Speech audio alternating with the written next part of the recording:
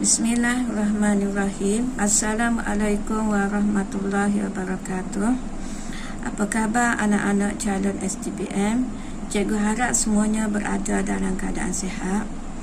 Pada pertemuan ini saya akan membincangkan tentang pengajaran semester 1 pada bahagian B, pada bahagian C, iaitu pada bahagian esei, pada bahagian esei. Pada bahagian C terdapat 3 soalan disediakan dan calon-calon dikehendaki memilih 2 daripada 3. Sebanyak 50 markah diperuntukkan pada bahagian ini dan setiap soalan mengandungi 50 markah. Biasanya isu-isu yang diutarakan pada bahagian C ialah berkaitan dengan cabaran takbir urus baik, iaitu isu perpaduan, isu integriti, isu sistem penyampaian awam, isu pengaruh teknologi maklumat.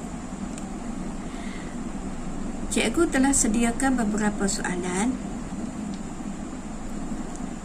Okey. Oleh kerana markahnya terlalu banyak, iaitu 50 markah, calon dikehendaki berhati-hati semasa memilih soalan. Dikehendaki berhati-hati semasa memilih soalan. Langkah pertama calon ialah mengenal pasti kehendak soalan. Mengenal pasti kehendak soalan dalam setiap soalan. Okey, kita tengok pada soalan yang pertama. Kerajaan telah melakukan pelbagai usaha untuk mewujudkan masyarakat Malaysia yang bersatu padu. Bincangkan. Okey, kerajaan telah melakukan pelbagai usaha untuk mewujudkan masyarakat Malaysia yang bersatu padu. Bincangkan. Kata tugas bincangkan terletak di belakang. Kata tugas bincangkan terletak di belakang. Terdapat satu ayat sebelumnya, iaitu kerajaan telah melakukan pelbagai usaha untuk mewujudkan masyarakat Malaysia yang bersatu padu. Okey, kita tengok isu. Isu dalam soalan ini ialah mewujudkan masyarakat Malaysia yang bersatu padu. Isunya ialah mewujudkan masyarakat Malaysia yang bersatu padu. Okey, jadi apakah kehendak soalannya? Kerajaan telah melakukan pelbagai usaha untuk mewujudkan masyarakat Malaysia yang bersatu padu. Jadi kehendak soalannya ialah usaha. Kehendak soalannya ialah usaha. Jadi terdapat satu kehendak soalan, iaitu usaha yang dilakukan oleh kerajaan. Fokus soalan ini ialah kerajaan. Fokus soalannya ialah kerajaan. Jadi terdapat pelbagai usaha dan program yang telah dilaksanakan oleh kerajaan untuk mewujudkan perpaduan di kalangan masyarakat. Antara idea yang boleh diketengahkan ialah menggalakkan penglibatan rakyat dalam aktiviti sukan. Menggalakkan penglibatan rakyat dalam aktiviti sukan. Makna aktiviti sukan melibatkan rakyat pelbagai kaum, bekerjasama, saling menghormati, patuh-membantu antara satu sama lain. Ini menggalakkan perpaduan. Ini boleh mewujudkan perpaduan. Idea yang kedua ialah melalui pematapan pendidikan. Melalui pendidikan. Okey. Jadi di sini program-program pendidikan akan menggalakkan perpaduan. Antaranya misalnya penggunaan bahasa Melayu sebagai bahasa pengantar, aktiviti kurikulum. Jadi ini semua boleh membawa kepada perpaduan. Okey, isi yang ketiga ataupun idea yang ketiga yang telah dilaksanakan oleh kerajaan. Idea yang ketiga idea yang ketiga yang telah dilaksanakan oleh kerajaan ialah melaksanakan program kemasyarakatan. Okey, perkataan melaksanakan program kemasyarakatan. Okey.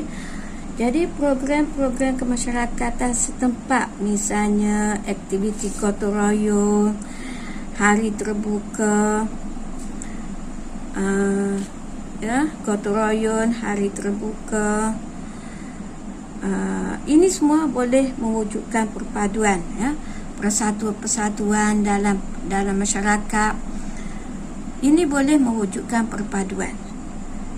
Okey, selain itu, idea keempat yang telah dilaksanakan oleh kerajaan ialah melaksanakan kempen kesedaran. Melaksanakan kempen kesedaran. Ini telah dilaksanakan oleh kerajaan melalui media massa, kerjasama agensi-agensi kerajaan dan NGO untuk mewujudkan kesedaran di kalangan masyarakat. Okey, idea yang kelima yang telah dilaksanakan oleh kerajaan ialah usaha yang kelima yang telah dilaksanakan oleh kerajaan ialah melalui melaksanakan dasar-dasar kerajaan. Melaksanakan dasar-dasar kerajaan. Melaksanakan dasar-dasar kerajaan. Di sini makna kerajaan telah mengubah pelbagai dasar untuk mengukuhkan perpaduan. Misalnya dasar sukan negara, dasar kebudayaan kebangsaan, dasar perpaduan nasional. Ini semua boleh membawa kepada perpaduan.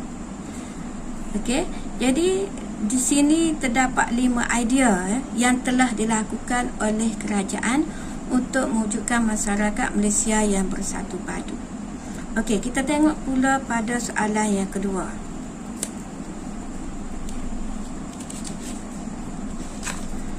Pada soalan yang kedua ialah aktiviti sukan dapat menyuburkan semangat perpaduan dalam kalangan masyarakat Malaysia yang berbilang kaum, huraikan. Ya, sebenarnya berbagai soalan boleh digubal, boleh dibentuk daripada isu perpaduan, Okey. Masih lagi isu perpaduan. Jadi di sini soalan kata tugasnya terletak di belakang. Kata tugas huraikan terletak di belakang. Okey, kita tengok apakah kehendak soalannya. Kehendak soalannya, aktiviti sukan dapat menyuburkan semangat perpaduan dalam kalangan masyarakat Malaysia berbilang kaum. Fokus soalannya aktiviti sukan, aktiviti sukan. Bagaimana kehendak soalannya? Bagaimana aktiviti sukan dapat menyuburkan perpaduan? Ini kehendak soalannya. Okey, bagaimana? Jadi terdapat satu kehendak soalan, satu kehendak soalan, iaitu bagaimana, terdapat satu kehendak soalan, iaitu bagaimana aktiviti sukan dapat menyuburkan semangat perpaduan dalam kalangan masyarakat yang berbilang kaum. Antara idea yang boleh diketengahkan, ialah misalnya aktiviti sukan ini, biasanya jadi di sini calon perlu menyediakan, sebelum itu calon perlu menyediakan 5 idea bagaimana aktiviti sukan dapat menyuburkan semangat perpaduan. Antara idea yang boleh diketengahkan ialah aktiviti sukan ini mengutamakan semangat kerja berpasukan, mengutamakan semangat kerja berpasukan, mengutamakan semangat kerja berpasukan. Jadi di sini makna semua atlet bergandeng bahu, semua atlet daripada pelbagai kaum bekerjasama, bergandeng bahu untuk mencapai matlamat pasukan. Jadi di sini atlet daripada berbagai kaum ini meletakkan kepentingan pasukan melebihi kepentingan peribadi. Jadi ini kita katakan aktiviti sukan dapat menyuburkan semangat perpaduan. Idea yang kedua yang boleh diketengahkan ialah membina semangat setia kawan. Aktiviti sukan ini membina semangat setia kawan.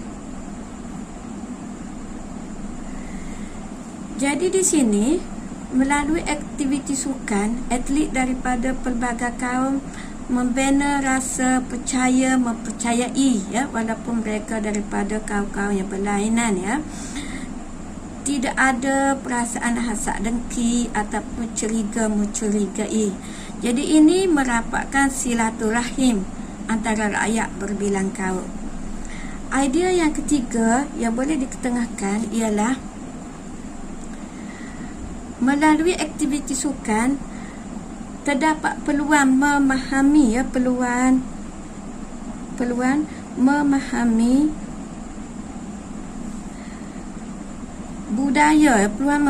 budaya atau cara hidup kaum-kaum lain. Cara hidup kaum-kaum lain.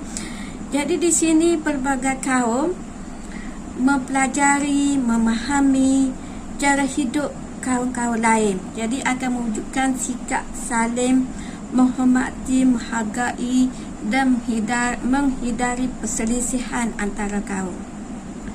Seterusnya, idea yang boleh diketengahkan ialah aktiviti sukan ini akan mengumpulkan penyokong ataupun penonton daripada pelbagai kaum. Makna mengumpulkan, aktiviti sukan akan mengumpulkan penyokong ataupun penonton daripada pelbagai kaum. Jadi di sini semua penonton daripada pelbagai latar belakang masyarakat berkumpul, biasanya menyaksikan acara-acara sukan yang dipertandingkan. Jadi mereka semuanya memberi sokongan padu kepada pemain, tidak kira berlainan bangsa, tidak kira berlainan bangsa, mereka tetap memberi sokongan untuk memenangi satu-satu perlawanan. Jadi ini membawa kepada menyuburkan semangat perpaduan. Seterusnya, idea yang boleh diketengahkan ialah menyemarakkan semangat patriotik. Menyemarakkan semangat patriotik. Menyemarakkan semangat patriotik. Okey, jadi di sini bagaimana semangat patriotik ini akan menyuburkan semangat perpaduan dalam kalangan rakyat Malaysia. Okey. Atlet daripada pelbagai kaum akan berjuang habis-habisan untuk memenangi ataupun ini dapat dilihat apabila pasukan kita menentang pasukan luar. Jadi atlet kita sanggup berjuang habis-habisan demi negara Malaysia. Mereka bangga menyanyikan lagu negaraku, mengibarkan jalur gemilang. Jadi ini aktiviti sukan ini akan meningkatkan ataupun menyemarakkan semangat patriotik. Dengan semangat patriotik ini akan menyuburkan semangat perpaduan. Okey, seterusnya kita tengok pula pada soalan yang ketiga. Masih lagi tentang isu perpaduan. Okey, soalannya, sistem pendidikan menjadi landasan yang paling berkesan untuk mengukuhkan perpaduan kaum di negara ini. Okey, lupa tulis kata tugas. Okey, kata tugasnya ialah bincangkan. Bincangkan kita letak belakang, bincangkan. Jadi di sini isu perpaduan, ini isunya, isu perpaduan. Soalan ini fokus kepada sistem pendidikan, fokus kepada sistem pendidikan. Bagaimana sistem pendidikan menjadi landasan, bagaimana sistem pendidikan menjadi landasan paling berkesan untuk mengukuhkan perpaduan kaum di negara ini. Okey, jadi di sini 5 idea yang perlu diketengahkan oleh calon. Bagaimana sistem pendidikan menjadi landasan paling berkesan untuk mengukuhkan perpaduan kaum di negara ini. Antara idea yang boleh diketengahkan tentang sistem pendidikan ialah pertama, bahasa Melayu sebagai bahasa pengantar di sekolah. Bahasa Melayu sebagai bahasa pengantar di sekolah. Di sini Makna semua pelajar sama ada di sekolah kebangsaan, di sekolah kerajaan, di sekolah bukan kerajaan akan mempelajari bahasa Melayu. Jadi ini memberi peluang memberi peluang kepada mereka pelbagai kaum berkomunikasi dan saling memahami antara satu sama lain walaupun mereka pelbagai kaum. Yang kedua, idea yang boleh diketengahkan ialah melalui aktiviti co-curriculum, aktiviti co-curriculum. Melalui aktiviti co-curriculum, sekolah-sekolah di negara ini melaksanakan pelbagai aktiviti co-curriculum seperti sukan, persatuan. Ini melibatkan pelbagai kaum, murid yang terdiri daripada pelbagai kaum. Jadi dengan cara ini mereka akan saling mengenali, saling bekerjasama, dan aktiviti ko ini boleh memperkukuhkan perpaduan di negara ini. Aktiviti ko ini boleh mengukuhkan perpaduan di negara ini. Okey, yang ketiga, idea yang boleh ditengahkan ialah melalui sistem pendidikan ialah sekolah wawasan, sekolah wawasan. Sekolah wawasan ialah menghimpunkan pelbagai sekolah, sekolah kebangsaan dan sekolah jenis kebangsaan dalam satu kawasan yang sama, menghimpunkan sekolah kebangsaan dan sekolah jenis kebangsaan dalam satu kawasan yang sama. Jadi mereka sama-sama melakukan aktiviti, contohnya aktiviti sukan, perhimpunan, dan ini akan menimbulkan semangat perpaduan, perpaduan. Seterusnya, bagaimana sistem pendidikan menjadi landasan paling berkesan untuk mengukuhkan perpaduan ialah melalui penglibatan ataupun komposisi guru di sekolah daripada pelbagai kaum. Guru di sekolah biasanya terdiri daripada pelbagai kaum. Jadi cikgu-cikgu, guru-guru daripada pelbagai kaum ini biasanya akan bekerjasama untuk menjayakan pelajar, menjayakan sekolah.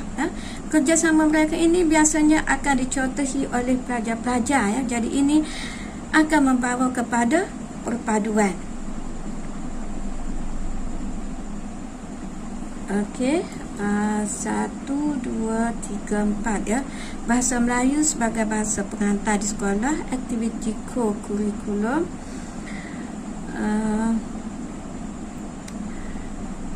sekolah wawasan, pelbagai guru di sekolah yang terdiri daripada pelbagai kaum.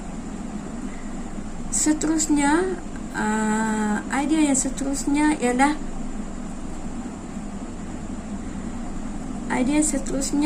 melalui mata pelajaran, melalui mata